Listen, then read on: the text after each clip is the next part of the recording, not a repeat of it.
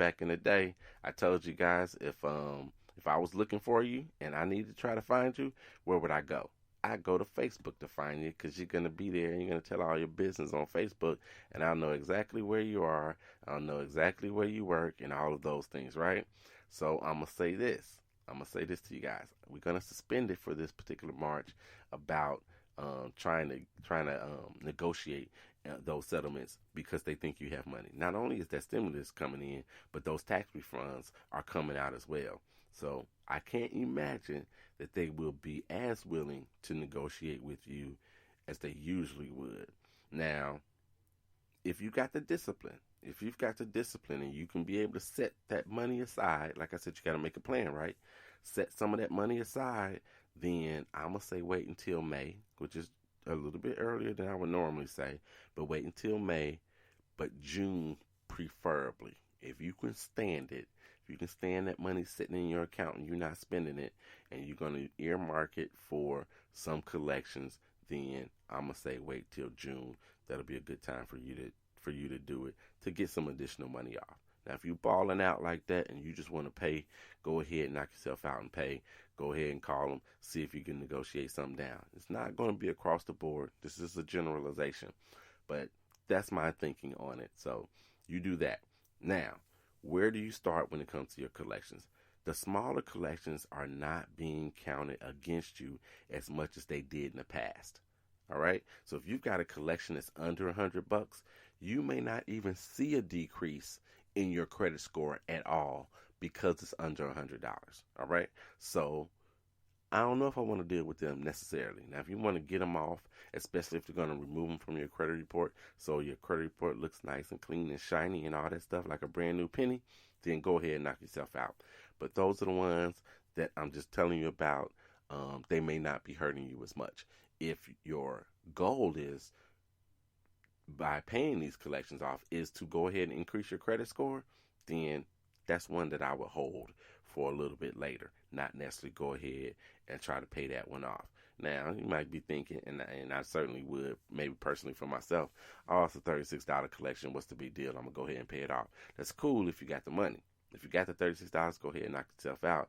But if you had to prioritize, I would put those under $100 on a lower priority scale.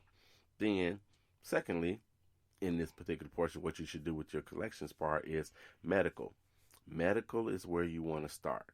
They will take some of that money off as well, and you can possibly pay the original debtor instead of the collection agency, depending on how old that debt is. So if you can pay the original debtor, and this even actually goes for cable bills, cell phone bills, doesn't have to be medical debt only, but if you can pay the original debtor, that's what you want to do. You want to do that, and then you can go after the person the collection agency that's on your credit report and tell them you don't owe them a dime and get it removed from your credit report if you can pay the original debtor. So with medical collections is where you want to start, and I would contact the original debtor depending on how old it is. Again, if you got specifics and you need some help on that, contact me 800@creditscoreman.com, or even you can call me, text me, something like that, 312-600-5855. Now, FYI, if it's a larger medical debt, contact the hospital. Contact the hospital, the facility where you had your surgery, you had your procedure, you broke your arm, you got your cast, whatever it is. Contact the hospital and ask them for a detailed bill. Ask them for a detailed bill. Then once you get that bill, push back on some of those charges. I don't care if, you remember those 3 pieces of tissue that you had because you had to blow your nose. I don't care if you did get them. I don't care if you remember, they did give me Tylenol 800 milligrams or whatever. I don't care. Push back on some of that bill. Push back on it. A lot of people that are doing this are getting some of that bill cut down. And they charge a whole lot for an aspirin, right? So if you can get out of some of those things, you can knock off the top without even having to do any negotiations later, $100, $150 off of your particular bill. So push back on something in there. You need to find something to push back on in that particular bill on some of those charges because it might reduce it. And thirdly, if you have several collections located at the same agency, so you might have went to 4 different doctors or facilities or whatever, but it seems that the same XYZ collection agency is holding all of them. If you have that particular situation, this could give you a bigger reduction if they're all at the same place.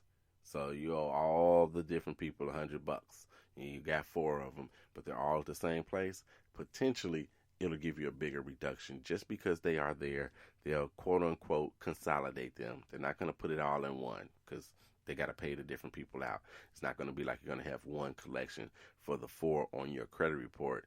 But when they start doing that calculation, you may get a bigger reduction because they hold several of them. So you don't have to negotiate them individually. You don't have to do that.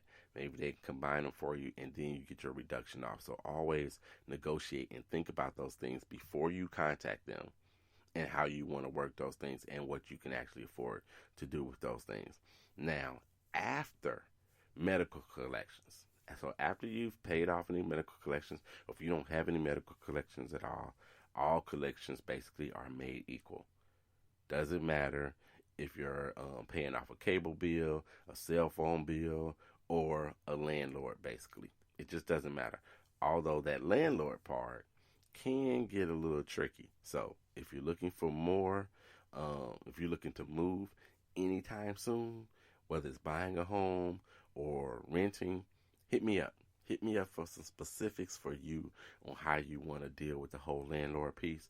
But again, after the medical collections, when you're using your stimulus to try to pay off some of these things, after you do medical collections, then you can work and deal with the other things. And again, like I said at the top, if it's under $100, they're not being counted against you in the FICO 8s, the FICO 9s. When it comes to those different credit scoring systems, they're not being counted against you. And Vantage isn't counting them against you either with those lower ones. So that's the show for today. Thank you for coming in and listening to the 800 Credit Score Man Show. I truly appreciate it, you guys. So thanks again for coming in. Come back next week. We'll be here next week. We'll be here the week after that. We'll be here the week after that. Come back in listening to the 800 Credit Score Man Show. You know how I got to do before I get out of here. Kobe, Cameron, and Carter, I love you. There's nothing you can do about it. I'm out.